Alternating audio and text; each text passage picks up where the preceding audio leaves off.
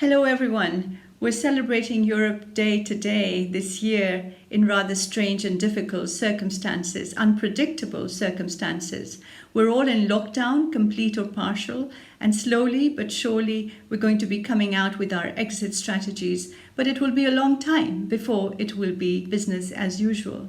In these difficult times, Europe has a very important leadership role to play, both at home as regards European citizens, but also across the world.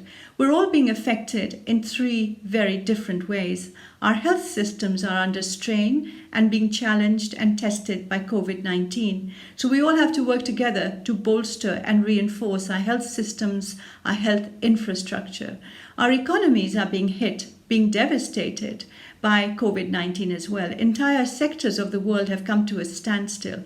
And as we come out with a recovery plan, we'll have to make sure that people who are out of jobs, who are furloughed at the moment, can come back. And that means relieving the debt of poor countries. It means continuing with international trade, keeping our borders open. And it also means international collaboration in many, many other areas. And of course, we're also in a geopolitical situation. COVID-19 has made the geopolitical landscape even more tense and difficult. And here, once again, Europe can come in and make sure that international collaboration, people working together within different organizations, such as the WHO and the WTO, these will still continue to be important.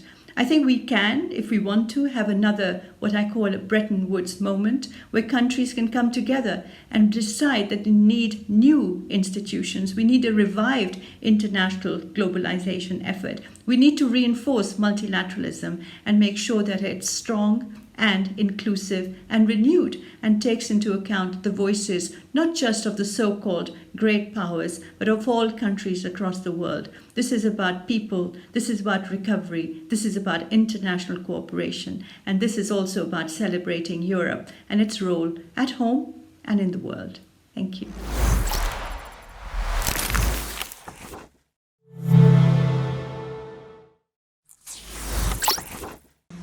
Hello. My name is Mark Franco. At present, I am a Senior Associate Fellow of the Egmont Institute, that is the Belgian Royal Institute for International Relations. Before that, during many years, I have been a former official and diplomat of the European Union institutions. Thank you for giving me the opportunity to speak to you today. I will address some issues related to the crisis of the European Union at this moment. And of course I will speak in my own name, and what I'm going to say does not commit the institutions. As you all know, on the 9th of May we celebrate the 70th anniversary of the Schuman Declaration of 1950. This is an important declaration.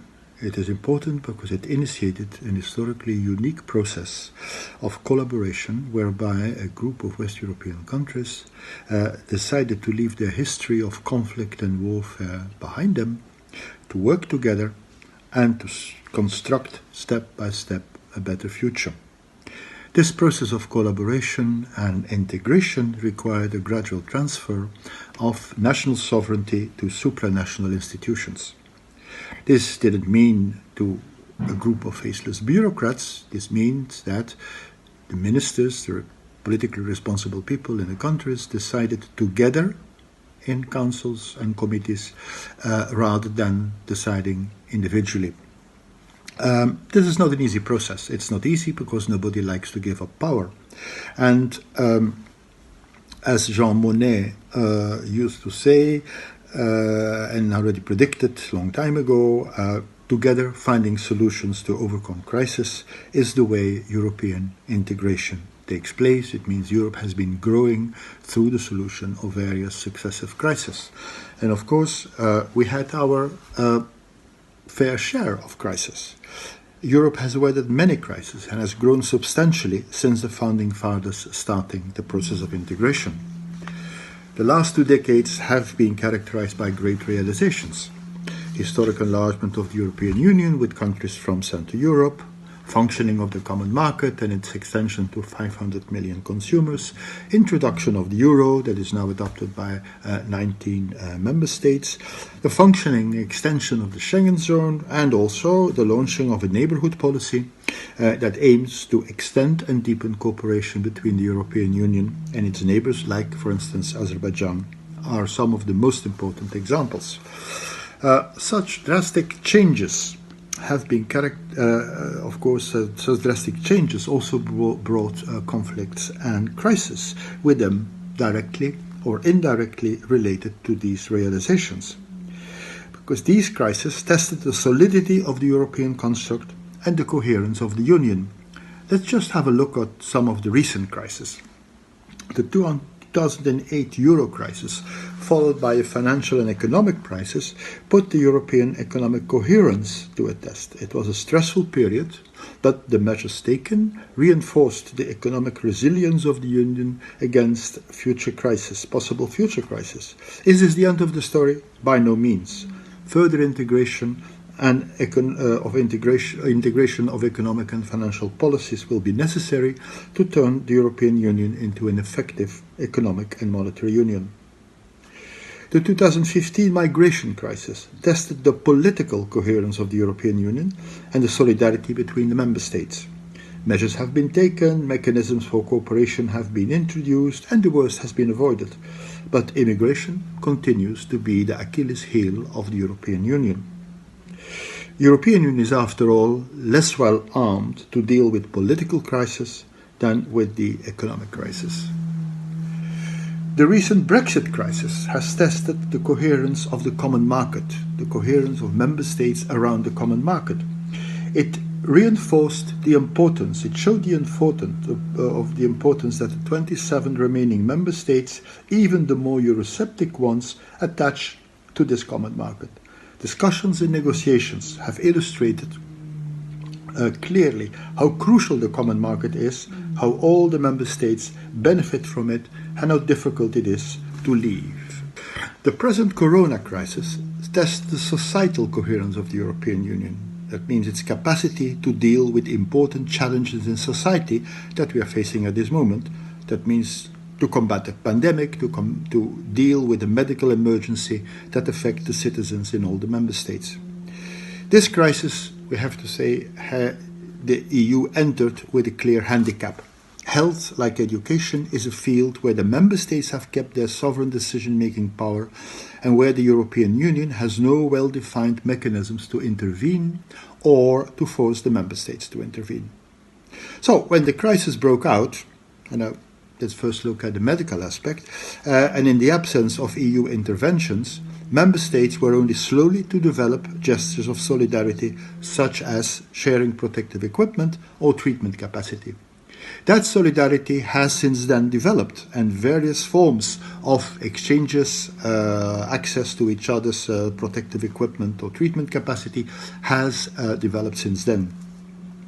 Now, the same pattern of a slower reaction can be seen in as far as the economy is concerned, and as far as the measures to stimulate the economy after the crisis is concerned.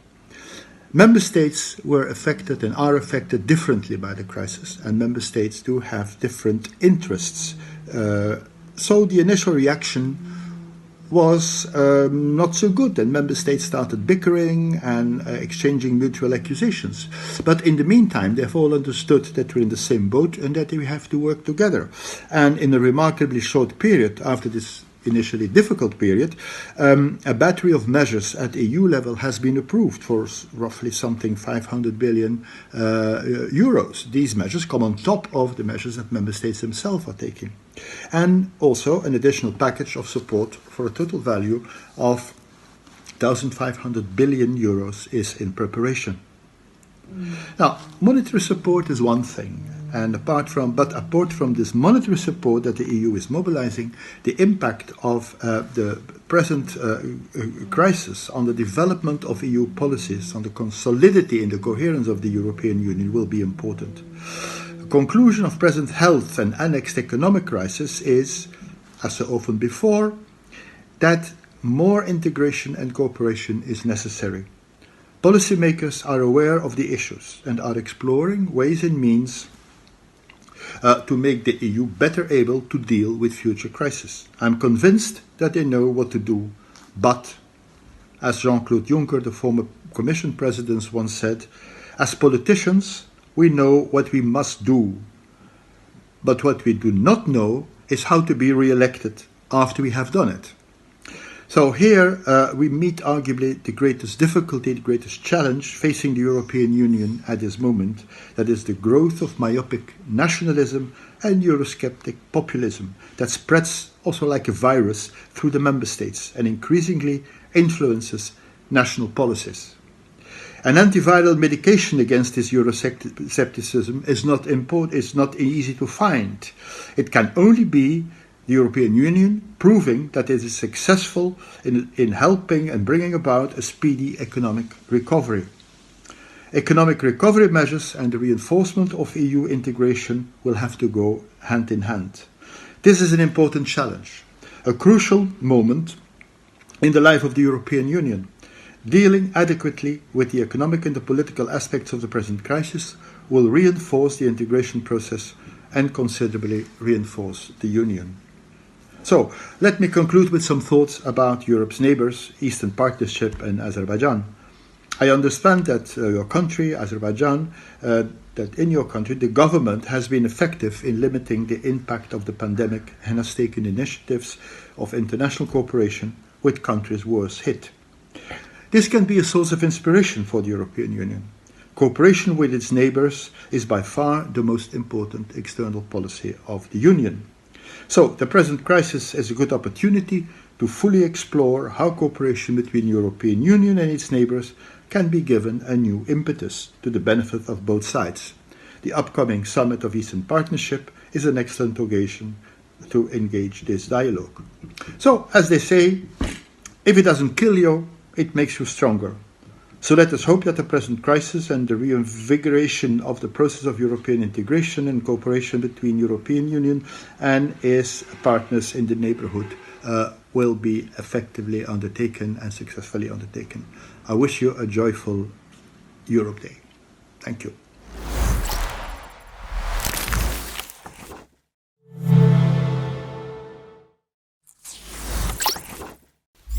The EU is no stranger to crisis.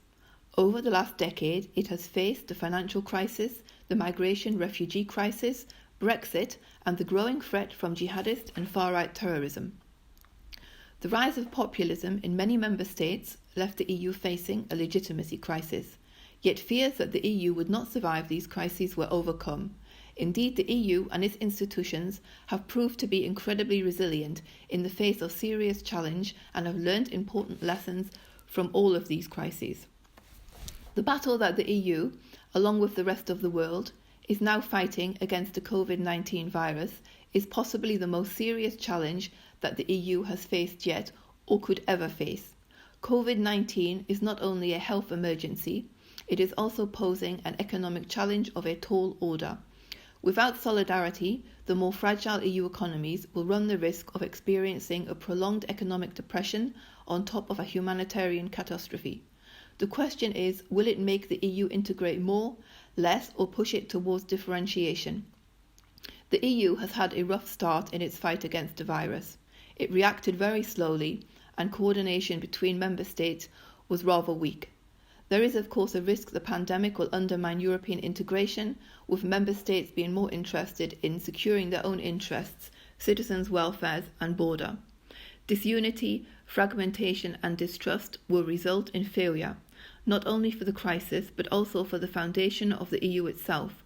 For this not to happen, lessons from other crises need to be taken on board, so it is not just muddling through, which has been the case in the past.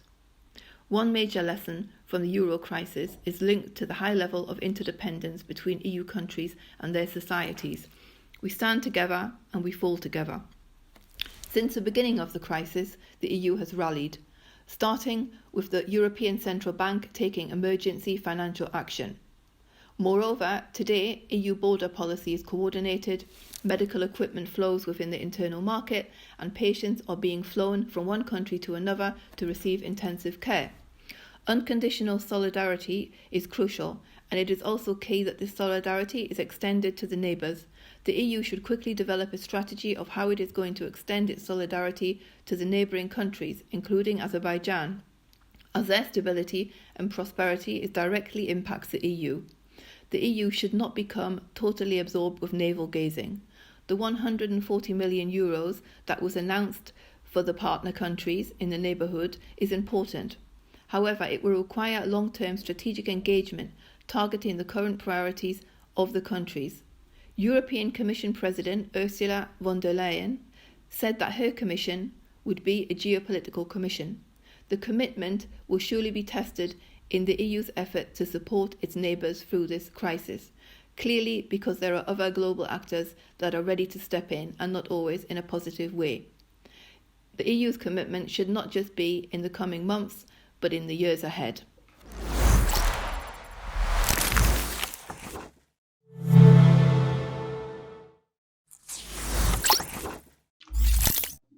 Hello, my name is Dennis Samut. I am the director of Links Europe, based here in The Hague in the Netherlands.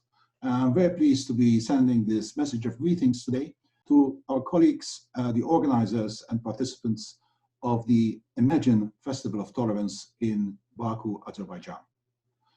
This festival is being held again this year, coinciding with Europe Day, but of course, it's being held in the most unusual of circumstances. This must surely be the most unusual Europe Day that people across the continent are celebrating since the foundation of Europe Day in the 20th century. The coronavirus pandemic has swept across Europe, claiming the lives of over 100,000 Europeans. The way of life of many people, millions of people, has changed overnight. Most of Europe, indeed, most of the world, Baku and Azerbaijan included, is under some kind of quarantine or lockdown. And if you walk or see pictures of cities, even the ones that perhaps we have not visited, but we have seen in pictures. If you see pictures of London, of Brussels, of Paris, Amsterdam, Rome, the empty cities create an eerie feeling, which I think makes all of us sad. But the pandemic has brought out many positive things too. It has brought out resilience in human beings. Resilience in the face of this adversity, this enemy, which is invisible, but which is threatening our way of life in so many different ways. There has also been so many examples of solidarity between people within their streets, within their communities, and even between nations. Solidarity is always important, but perhaps never so much as in these days that we are living in at the moment. We have also seen examples of heroism. The doctors, nurses, frontline workers who have been risking their lives on a day-to-day basis in hospitals right across the world. And finally, we have also seen creativity. People finding so many ways to help each other, keep each other happy, keep each other informed, to be of assistance to each other in this very difficult moment. The Imagine Festival is actually a good example of this. Despite the fact that we are in these very difficult circumstances, the organizers have decided to go ahead and organize the festival, although in a very different way than the previous years, but I'm sure equally successful as they have been in the last years. The festival is very important because at the heart of it is the message of tolerance. Tolerance is an extremely important idea that has in Europe taken an added significance after the Second World War, and we value the concept of tolerance because we understand how important it is for people to be able to live with each other and to respect each other regardless of their differences. Now in Azerbaijan, We know, and I personally have lived in Baku for a year, some years ago, and I've always felt that the feeling, particularly of religious tolerance that exists in Azerbaijan, is quite exemplary. And this is noted by many people who visit Azerbaijan because they understand that some of the problems that exist in other countries with regards to religious differences do not exist in Azerbaijan. And we welcome this very much. This feeling of tolerance needs to be extended right across the board in areas related to ethnicity, to the color of the skin, to political ideas, to sexuality, to gender. Every aspect of life needs to have this concept of diversity and this concept of tolerance embedded into it, because this is the only way that we can move forward as people, as nations, as humanity. And I think if coronavirus has done one thing, it has reminded us that diverse as we are in many ways all equal.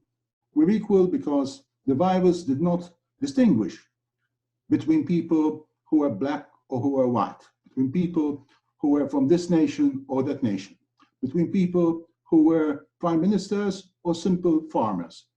The virus attacked everybody. And this is a lesson. It's a lesson that diverse as we are also in so many ways equal. So I think this message of tolerance is extremely important, and I hope that this festival will be as successful this year as it was in previous years, even in these difficult circumstances. Happy Europe Day to all the people of Azerbaijan.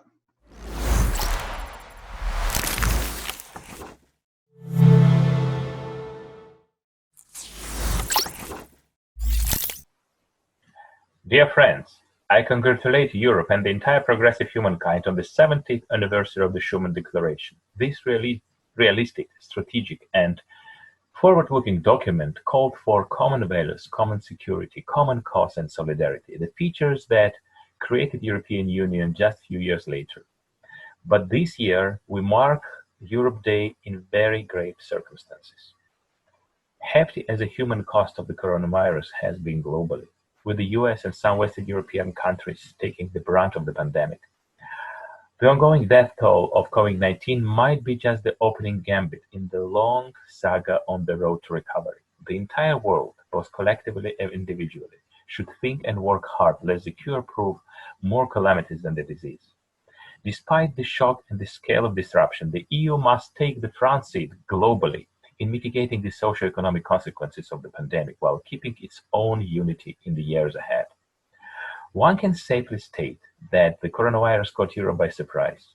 Granted, it can be argued, and not without reason, that the initial reaction of the EU and its institutions has been belated and wanting, particularly in helping Italy, which was the first European country to take full-scale COVID blow. True, some member states withdrew into their shell and the political and economic unity temporarily frayed. Trust in EU and its institutions took a beating. But today things are definitely getting back on the track. It took EU a few weeks to regain institutional efficiency as well as put on full display its beneficent nature.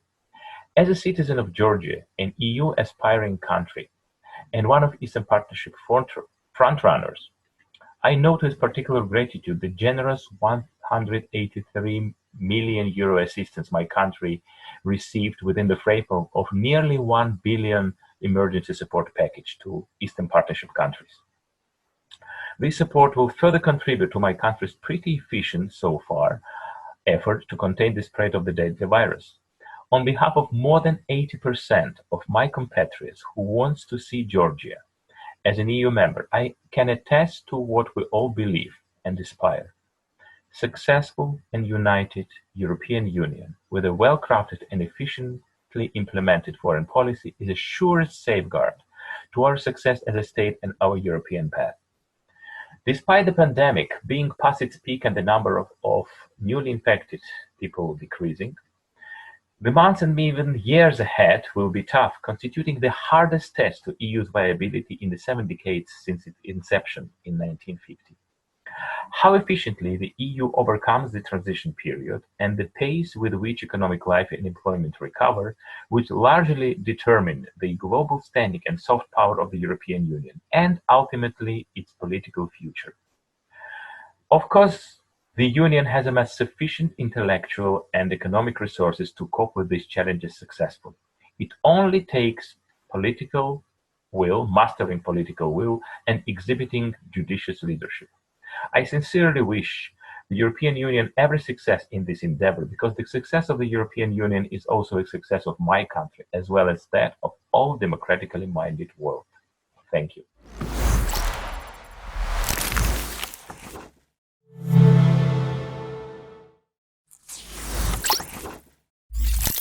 Hello, my name is Spiros Kouvelis, and I would like to thank you cordially for inviting me to this year's Euro Tolerance Festival for 2020. The COVID-19 pandemic, the pandemic of the coronavirus, has affected importantly everyday life in Europe in terms of health requirements, in terms of the economy, in terms of employment, education, feeding habits, social life, and ultimately it has changed every aspect of governance in the European Union regarding both the public and private sectors in the lives of each of us. Previous focus of the European Union to become a global leader in addressing climate change by shifting its economy to the new Green Deal, green investments in new technologies, is now very much influenced by the new conditions imposed by the coronavirus pandemic and the lockdown that came to add new, very important layer of global challenges. Some of these challenges are, for example, social distancing, the economic crisis and the ensuing effects that it will have on employment, livelihoods, and so on, the widespread unemployment that we will see across the world and, of course, within Europe and the European Union, and the need for connectivity in all of the world. In previous times, fighting poverty was not considered a key priority of the European Union. Now it becomes one. Fighting poverty and leaving no one behind, especially in terms of securing livelihoods for the least favored, becomes a very high priority of Europe. Providing quality education to all, especially in terms of distance learning in cases of confinement, becomes another priority for the European Union. Public health and health crisis response mechanisms also becomes a high priority that previously was not considered such an important thing. Urban resilience and social cohesion in terms of confinement, in terms of social distancing, becomes also a very important part of how Europe needs to be governed.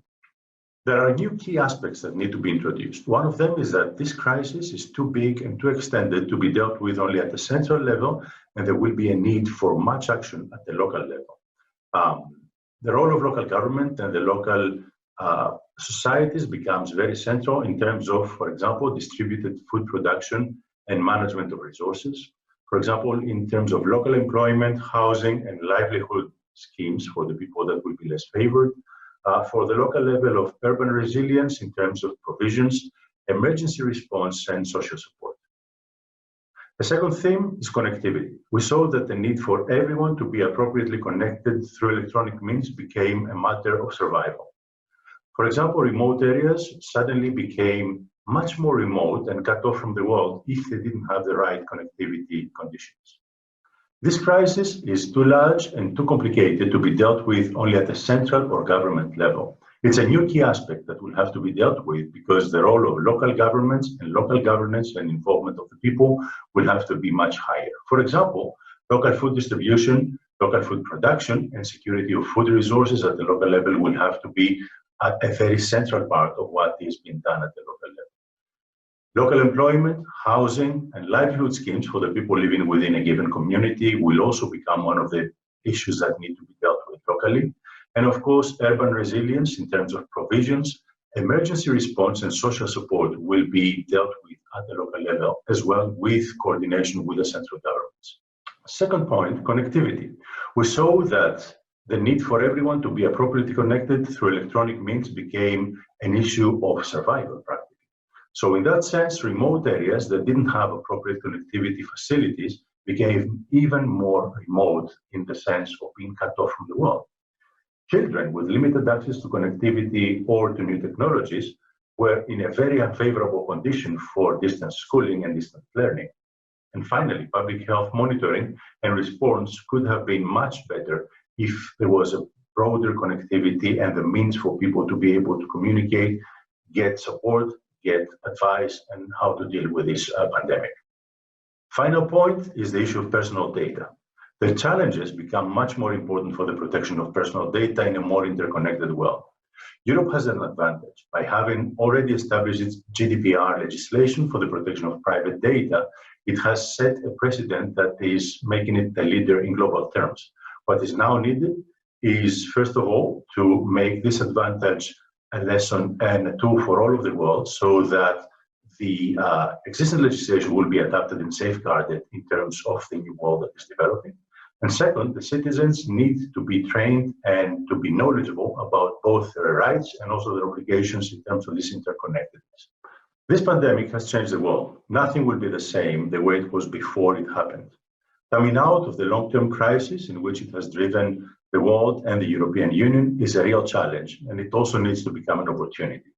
We need to go into better planning. We need to have more participation by civil society, by citizens, by professional unions, by entrepreneurs, by everyone practically. And of course, focusing on the values and principles of sustainability and the Sustainable Development Goals needs to be the platform on which everything will be planned and implemented. This is what we need to do. And this is how the new governance for the European Union and the world needs to be developed so that we do not repeat the mistakes of the past. Turn the page and allow historians of the future, when they will be describing what happened to humanity during the coronavirus pandemic in 2020, to say that humanity actually took this opportunity to change the way it lives on the planet and make a life balanced with human values and with the limits of our planet. We need to be optimistic and we need to do it. Thank you.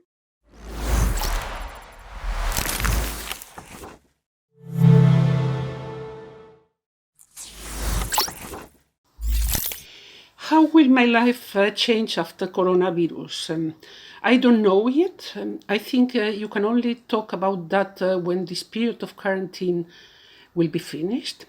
But as far as I am concerned now, I am planning to restructure my priorities to put on the top what I think is really important for me. So some things will be discarded and forgotten, I hope, but I think we cannot talk about that before the quarantine is over, because at this time we are like prisoners, and prisoners cannot be taken seriously. Whatever they say, it has no value because they are not free. So I will wait till I am free, relatively free. I understand that we are not completely free, never. But after this is over, I am planning to change several things in my life. I regret that I was not in a position to fully use this time to meditate, because I had work to do and I did it, and in that sense it was good because it allowed me to concentrate in a feature which I had to finish, which was long and complicated, so I used it for it. The most amazing experience of this period is how mind worked concerning time and space. For me, things and events which were very old and almost forgotten came back and took an important space in my mind. And the opposite way around, things which are close and events which seem important shifted down to my memory and got forgotten. So that I think it was amazing and interesting, the restructuration, the reshaping of time and space around myself. Well, I hope I will make some still useful things in the time which is left till this will be over, and that my life will be the same life. I won't be a different person. I don't believe in this statement some people childish or naively do, that they will be completely changed. Let's wait, and when we'll go out, we'll see. Bye-bye.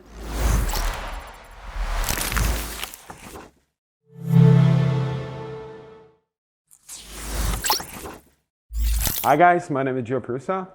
Unfortunately, we are making this video in the middle of a pandemic, but I want to tell you something about how we make personal protective equipment shields, which is in great shortage all around the globe, and how we manufacture it and distribute it here in Czech for our medical heroes. Why face shields? So we were looking for some time what we could print on our giant print farm to help out. Already there were some designs in the community, mainly respirators. I don't suggest to print them because most of us use pretty hard materials, so it is almost impossible to get a good seal. And if you cannot verify a good seal, it is as good as a cloth mask. We've seen great community design for the face shields, but I said that we want to do it the proper way, so I got in touch with Czech Ministry of Health and the doctors, and we started to iterate the design. And in around 3 days, we had the final design and started producing. The face shields are great because they are added layer of protection for the very large particles. If the positive patient, for example, coughs, it protects the face and also extends the life of the normal respirators. This is our already third iteration based on the doctor's feedback. And we decided to publish it as open source on our Prusa Printers website. And I'm amazed and so proud of the worldwide 3D printing community because in just a couple of days we've seen them being printed all around the globe and helping locally and helping the doctors. Thank you guys. I think the shields are a great addition to the other protective equipment the doctors have. And based on our feedback, we needed to make them pretty sturdy and very comfy because the doctors wear them for the whole shift, which can take even 10 hours or more. So they need to sit really comfortably and copy your face. And also, as I said, they need to be very sturdy. Imagine an emergency situation when a patient has a heart attack. The doctors don't have time to think about their face shields falling off. The shield is pretty simple. We use mainly two printed parts, the headpiece and the chin piece. This allows the securing to your forehead and needs to be pretty smooth. And the chin piece helps to keep the plastic rolled and makes it really sturdy. Also, the material needs to be pretty clear because if you have it on before your face for a long time, it can really tire you when you are looking through something which is not very clear. And for the headband, you can use pretty much anything you find, but these hold elastics are very, very handy and makes it greatly adjustable. Just recently, we released the stack version, which allows you to print overnight without handling the printer every two pieces. We also provided cap, which you can add, which increases the protection. And it is also very important that the cap for the top doesn't prevent the shield from bending, so it still sits greatly on the face. We also published a US version for a 3-hole punch and for the US materials, which is available online. And we are still collecting feedback from around the globe how we can make it pass in all the countries around. We also had a couple of Czech test labs to verify the proposed disinfection methods, and they were actually done with the live COVID. And because everybody knows that 3D printed parts can be porous, so we wanted to make sure that they really work. So thank you everyone, stay home, stay safe, and print to share.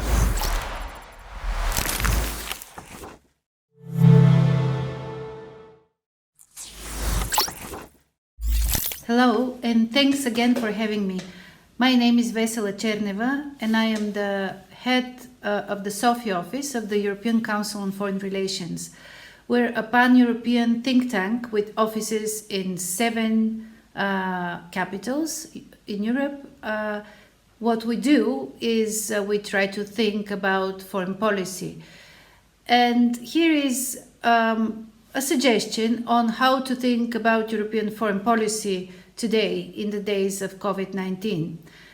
Obviously, this crisis has been unexpected, if you will, a classical black swan. this crisis has brought forward some of the trajectories that we have been noticing already before. One of them is, of course, the downturn of globalization, meaning we all seem to be afraid of the negatives of the globalization in different ways, be it through migration, be it through climate change, be it now through the pandemic. Globalization has made many people think again about the interlinkages in the world. Secondly, COVID-19 has obviously also brought forward the fact that Europe has to think harder about the democracy quality of its own member states. And here I mean, obviously, Mr. Orban, but also Mr. Kaczynski and others in Europe who seem to be taking a course which is obviously not in tune with the European principles of the rule of law. Thirdly, Europe has to deal with a vast economic but also solidarity aspect of the crisis. That means that economies which are harder hit than others within the EU will have to receive more help in these times. Most notably, Italy being on the forefront of COVID-19, but also having had already a very indebted economy, which now will suffer even more. The EU has so far coped with this last aspect fairly well by issuing a very big amount of money as support for the countries in crisis. But this is not going to be enough. This is probably going to evolve in the next months, and the way how Europe will emerge from this crisis economically will also have to say a lot about how it will be able to act as an actor on the global scene. And here we come to the foreign relations and what Europe should do with multilateralism. In a way, COVID-19 has proven that multilateralism is extremely important because it is a crisis which knows no borders and where global organizations should be actually of help. The EU is an organization which understands multilateralism. It probably does that even better than everybody else. And so this crisis may be a chance for the European Union to really lead on the front of multilateralism. But also what the EU will have to do in the coming months will obviously be also to cope with a very big question about the battle of narratives. As the European High Representative for Foreign Policy, Josep Borrell, recently said, the war of narratives, who is going to come stronger out of this crisis, is probably going to be almost as important as its other aspects. With that, he of course means the attempt by China and others to influence the political debate, the societal debates in Europe, but also to the need for the EU to prove that it can defend its citizens and that it can export its knowledge, its know-how, and its economic might in the neighborhood and beyond. These are the first several challenges that the EU is facing, and in the same time, of course, the world and the world's crisis from before are still there. COVID-19 is probably going to make things in the Middle East worse. COVID-19 is going to exacerbate some of the processes already ongoing in Africa. And obviously, the relationship with China will have to change tremendously. Those three big chunks of world's geography are still very close to the European Union. So these are some of the challenges that the EU should not forget, despite it is going to be probably very preoccupied with itself in the coming months. But a meltdown in the Middle East, a very confrontational, in a way, economically and politically, Chinese policy are not going to be of help. So I guess the recipe for the next months and years to come will be for the EU to consolidate, to defend its citizens, and also to be even more active multilateral actor, but also an actor trying to reach out to those in the neighborhood and beyond who really need its help. Thank you very much.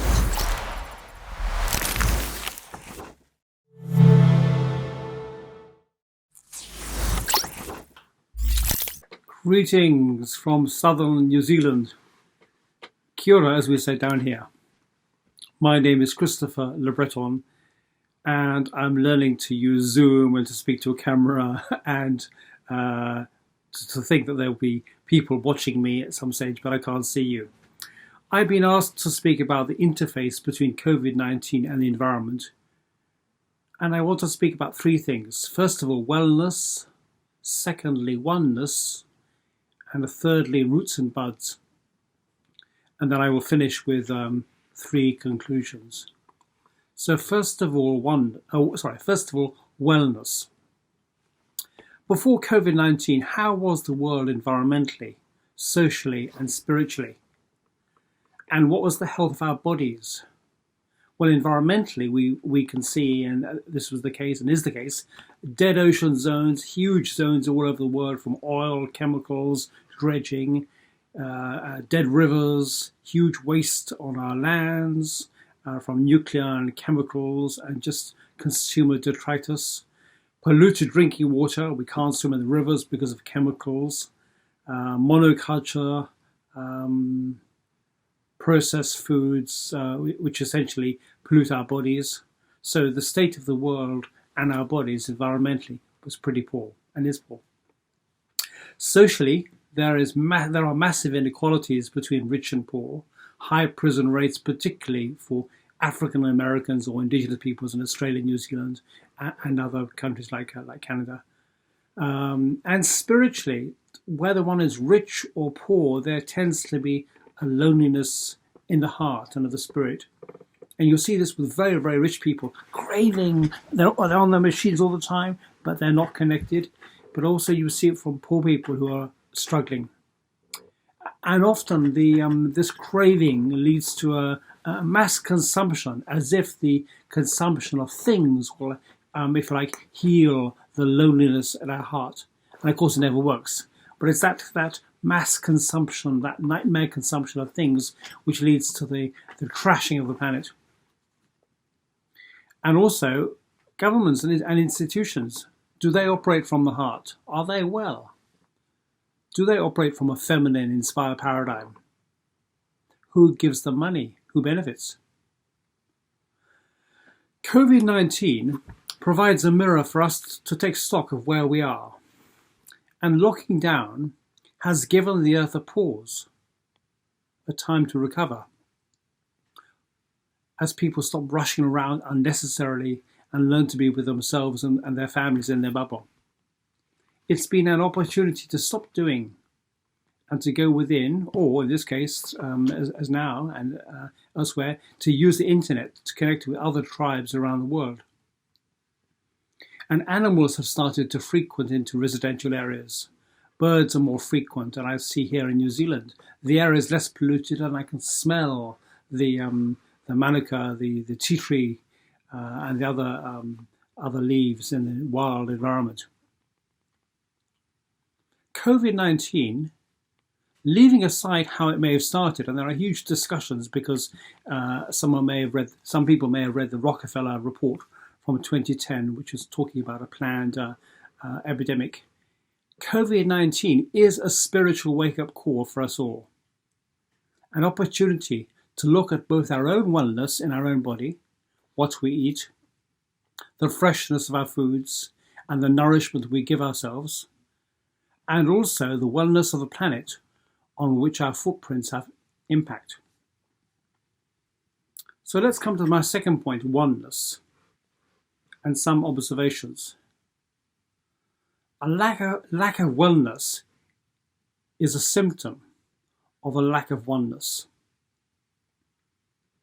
The lack of understanding of a profound interconnectedness at the heart of environment, social justice and spirit is evident when we look at the scientific and military programs that treat the earth and our bodies as a machine to control physically or with nanotechnologies.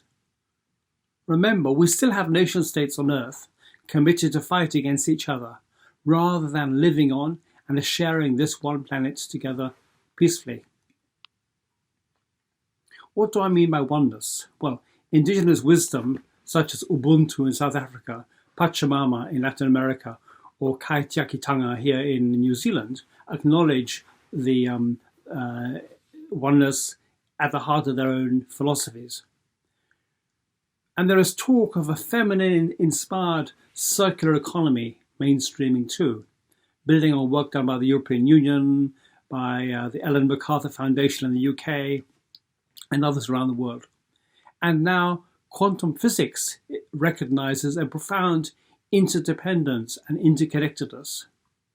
So, if modern science and indigenous wisdom come together, a whole new way of operating on the planet becomes possible. COVID-19 is seeing communities coming together physically like never before, sharing and caring, whether it's in our local streets and communities or, as I've said earlier, in tribes across the world using the power of the internet. My third point is roots and buds. Our young are often activists. They provoke, they stimulate, they are outspoken. They are like the buds on a tree, a sign of flourishing new life to come. Vitally important. Our elders are often quieter, but they are like the roots of a tree. The voices of both are needed for there to be balance and wisdom in our communities. Too much emphasis on the buds without taking care of the roots leads to death.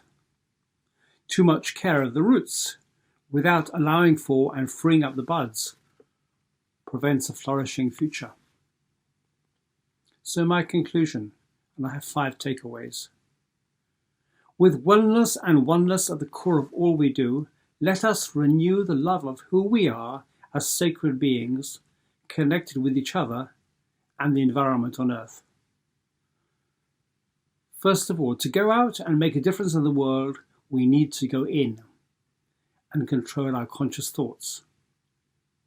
Connecting to the most intimate self and treasuring our own temple, our own body. Become a human being first before you become a human doing. Secondly, be mindful of your own ecological footprint in the world outside. How peaceful are you with yourself and the world? Because often the peace at the core of our being is reflected in the peace we see outside of the world. Thirdly, learn from former US President Eisenhower and get educated and informed. And I've got 4 books for you to consult. First of all, Masaru Emoto's the hidden messages in water. Very valuable when you begin to see the power that our being has on water and memory. Secondly, Annette Nuntil, the body is the barometer of the soul. Thirdly, if you want to understand the atmosphere and what's happening, Elana Freeland's work on HARP and geoengineering, very valuable. And fourthly, a beautiful book, A Practical Guide to Inner Peace by Don Miguel Ruiz. Thank you very much indeed. In love and peace, bless you all.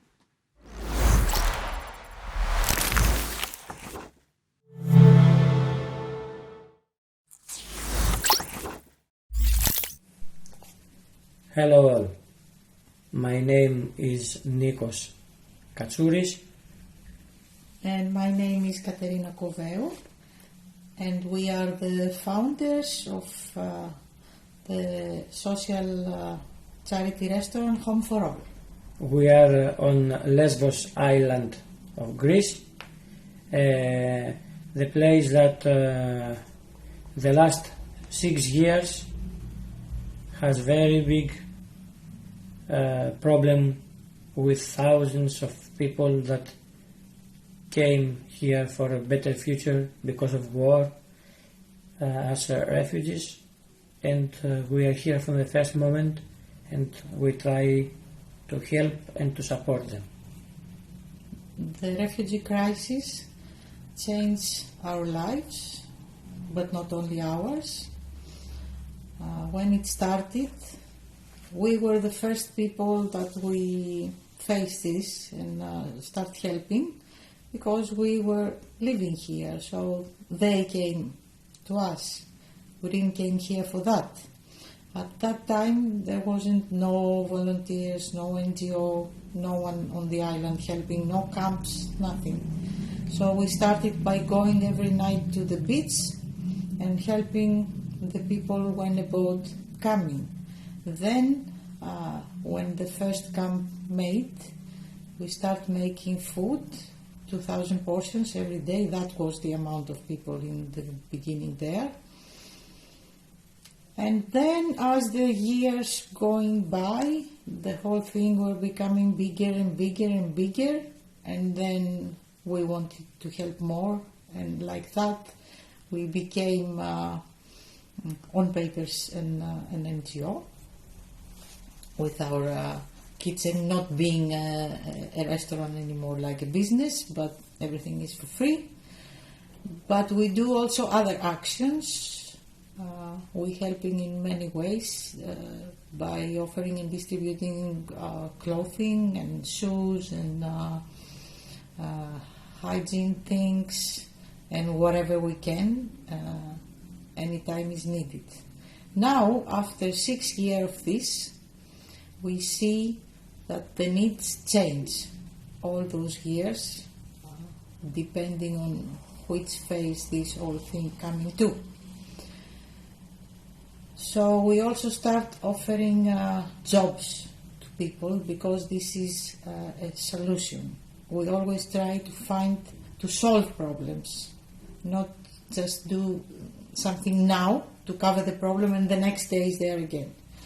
And we decide that to give a job to someone, you solve the problem. Then he has his own money, he can have his house, start a life, or if he has a family, take care of the family with his own money, and gives the person more dignity also.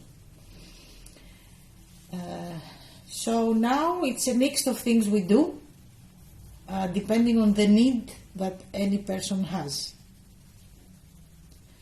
What we learn all those years from this is that we have to be more thankful and grateful for what we have, even if this is a bed to sleep and a roof over our heads and a plate of food.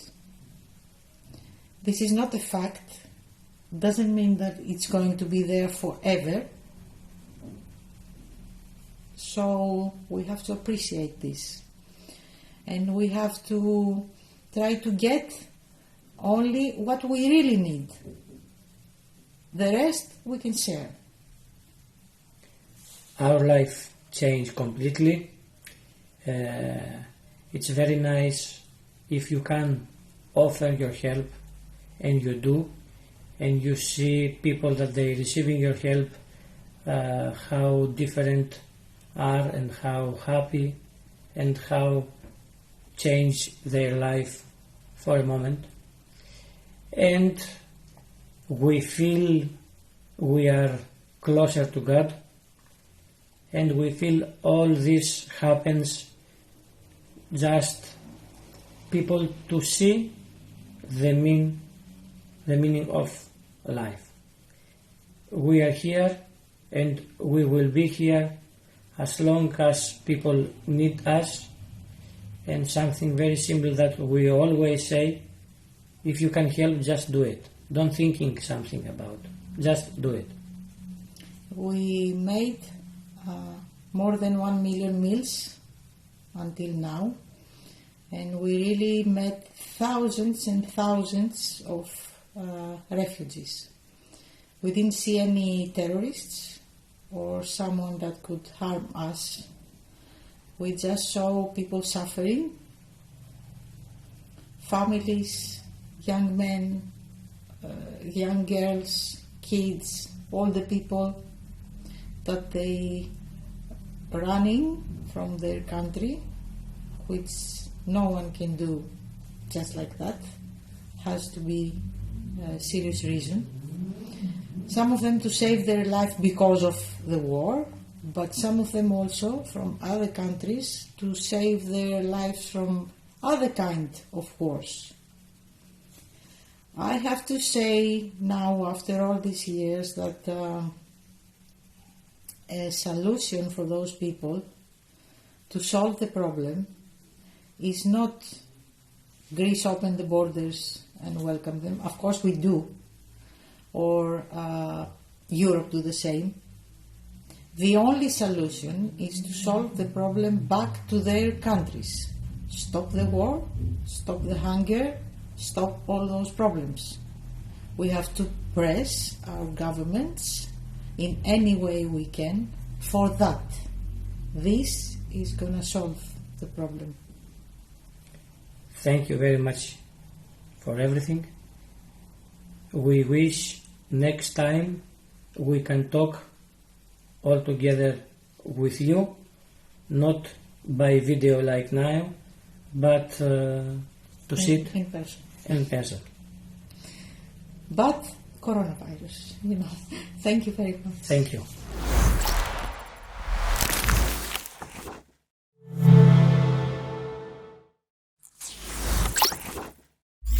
Привет. Меня зовут Wilson Burbano. Я кинорежиссер. Между 92 году до 93 я работал в Баку. Тогда был время, когда азербайджанский народ начал построить свои независимое государство, независимая страна. Вспоминаний очень много, глубокие вспоминания, красивые вспоминания. Первый я вспоминаю Каспийского моря, такие места исторические, как храм на Поклоне и так далее, и так далее. Но сейчас вопрос идет о этом пандемия коронавируса, которая атакирует очень сильно во всем мире. Но сейчас я в Quito, столице Эквадора. У нас в этом городе, можно сказать, что ситуация не так плохо, но во втором городе, Guayaquil, это тропический город, там очень плохо, почти 14 тысяч человек погибли, и государство не скажет правду, как всегда, это проблемы политические. так далее. Как сказать, как кинорежиссеры и как все люди, я думаю, все профессии, возникают очень многие вопросы, да,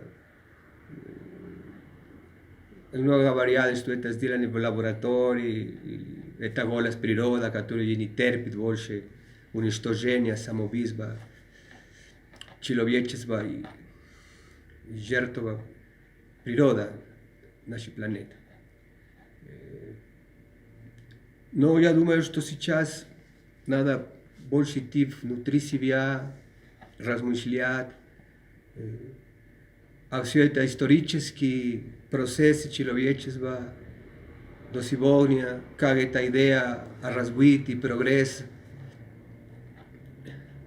возникали в этой ситуации, которая очень серьезный вопрос. Как кинорежиссеры, как киношники, больше, чем киношник, как человек, я думаю, что будет хуже, если после этого чума, после этого кризис, мы идем назад, повторять ту же самую систему, потому что природа уже не терпит, дух человека не терпит. Я думаю, что надо, это хорошая возможность для найти путем до идти ближе к природе, более духовной жизни, более творческой жизни, более экологичной жизни. Я сам по себе попытаюсь, если возможно, если работать в кино, это профессия, которую я очень люблю, открывать больше мой взгляд, более серьезный, более компромиссный, более духовный работа, который помогает сам по себе и мира идти дальше и восстановить, попытаться идти к культуре восстановления натуры и сам человечества. Это, конечно, сложно, но надо идти к этому путем, я не вижу другой выход. Потому что если будем повторять то же самое, это будет, конечно, хуже. И даже если мы живем в разных странах, некоторые страны ситуация не так плохо, другие хуже, может быть. Но мы всем живем в той самой планете, и той сами всем людей. И я хочу сказать, что я вас вспоминаю, если кого-нибудь из моих друзей в того времени, скажу привет, большой привет. Надеюсь, что еще раз мы можем увидеться. Пока, до сих пор.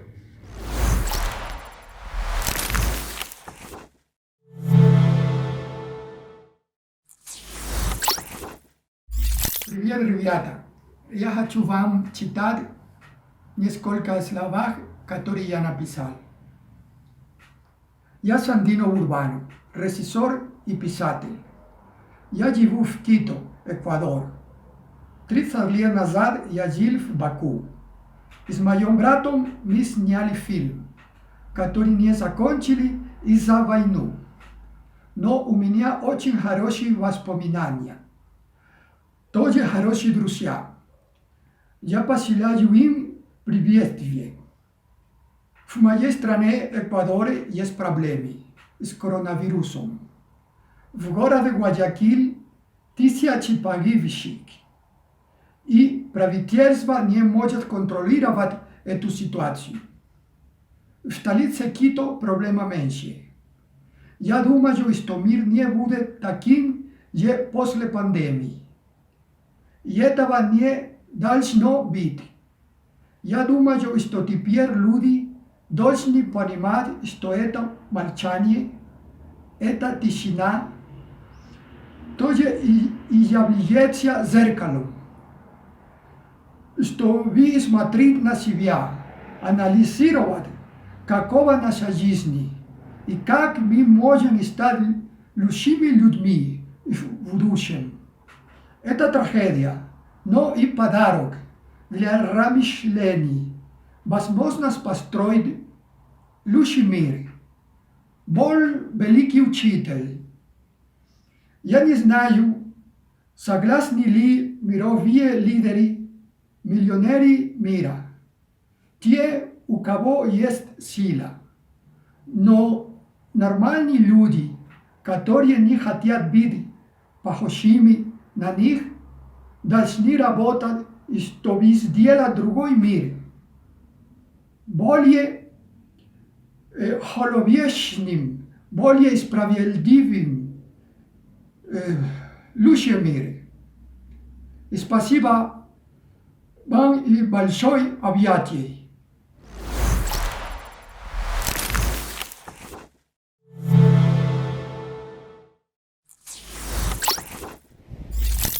Hola amigos de Bakú, desde la isla Robinson Crusoe, archipiélago de Juan Fernández, les envío un gran saludo de amistad, de fraternidad y que el destino ojalá alguna vez nos encuentre desde este minuto rincón del mundo, desde Casa Isla, Residencia Creativa. Un gran abrazo. Hola Denise, te llama Raimundo Bilbao de Casa Isla Residencia Creativa en la isla Robinson Crusoe, archipiélago Juan Fernández, Pacífico Sur de Chile. Estimado, te cuento que el tema del coronavirus acá en la isla es de dulce y agraz, por así decirlo. Dulce porque seguimos sin ningún caso y agraz porque cada vez que se abre la frontera para recibir un barco o un avión, quedamos realmente preocupados porque el protocolo que se aplica a veces podría ser vulnerado por este virus y eso nos deja en un estado de intranquilidad. Mientras estamos con esa calma relativa, por así decirlo, la gente sigue con sus rutinas el día a día, pesca principalmente pescado porque la langosta ya no se vende en el extranjero, principalmente China, y el tema económico en Juan Fernández como archipiélago está muy mal. Yo creo que este invierno económicamente va a haber una crisis en la isla, solamente yo creo que se va a sobrevivir en cuanto a su economía. El turismo cerró sus puertas en temprana fecha, a principios de marzo, y también significó una pérdida enorme de recursos para este sector. Por lo tanto, no es un buen año para el territorio insular chileno. En la isla no tenemos un hospital, tenemos un centro de salud familiar, que es una muy buena infraestructura construido post-tsunami el 2010, pero implementado básicamente. Por lo tanto, no tenemos la infraestructura médica y tecnológica para siquiera un caso positivo de coronavirus. Y eso es lo más preocupante. En caso que sucediese un caso o más, no quedaría otra que hacer evacuación por vía aérea. Aparte de la pesca, la isla, la gente realiza el día a día con muy poca gente en las calles en realidad. Los almacenes atienden con grupos de 3 o 2 personas como máximo simultáneamente. La gente compra lo estrictamente necesario y se abastece principalmente de lo que el continente provee. Afortunadamente hay una tendencia muy considerable de un grupo de mujeres y de hombres también que tienen un chat que se llama Tierra Fértil, en donde se comparten experiencias que tengan que ver con el agro y la sostenibilidad. Es una gran señal que permitiría en un corto plazo o mediano plazo prever que la isla se pueda autoabastecer al menos de lo que es verduras y frutas. Y eso es un gran aliciente para el futuro de la isla.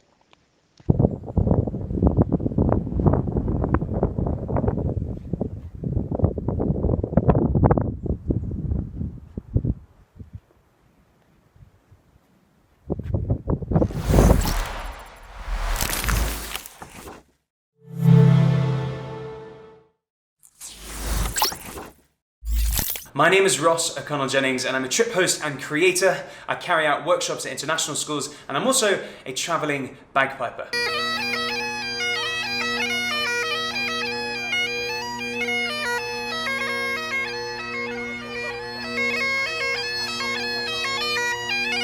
Similar to many people around the world, COVID-19 has had quite a detrimental impact to my personal life and my work life. On a personal level, in February I was travelling in Peru and Ecuador when things started to get quite serious. Many governments around the world were closing their borders and I was put in a situation where I had to choose between returning to the UK, which is where I'm from, my home, or returning to Guatemala, which is where my partner lives. I took the decision to return to Guatemala. Very fortunately, I changed my flight and I arrived in Guatemala with the news that the government had just announced that they were closing their borders. That was on the 13th of March. We're now 7-8 weeks on and still very much under quarantine. Now, life under quarantine in Guatemala isn't as strict as many countries around the world. We don't have a severe curfew where we're not allowed outside all the time. There is a curfew though, which started off from 4 p.m. till 4 a.m. That was relaxed a couple of weeks ago and curfew is now from 6 p.m. till 6 a.m. Every day we're just trying to remain positive and stay hopeful that things will improve. This week things have been improving, which is great news, and hopefully over the next couple of weeks I'm able to get a flight and return back to the UK. Now from a work perspective, that's a very different scenario. Obviously my work is totally non-existent. The trips that I host and create have all been cancelled. I had a trip in Guatemala at the start of April, which of course had to be cancelled. This week I've taken the very difficult decision of having to cancel another trip that we were going to host in July, but it's for the best. The other thing I do is workshops at international schools, and of course because many schools around the world have transferred to online teaching or remote teaching, none of those workshops are going to be happening either. From the travelling bagpipe perspective, my travels I think are going to be off for the next couple of months, but that is something obviously that is the best decision to do. And I think from a travel perspective, the world is not going to return back to some sort of normality until at least spring 2021, after or hopefully when a vaccination has been created. Until then, all we can do is remain hopeful, stay positive, and take part in initiatives like this, because when we can share our stories and hear other people's stories, I think it truly does bring people together. In the meantime, stay safe, wash your hands, and make good choices.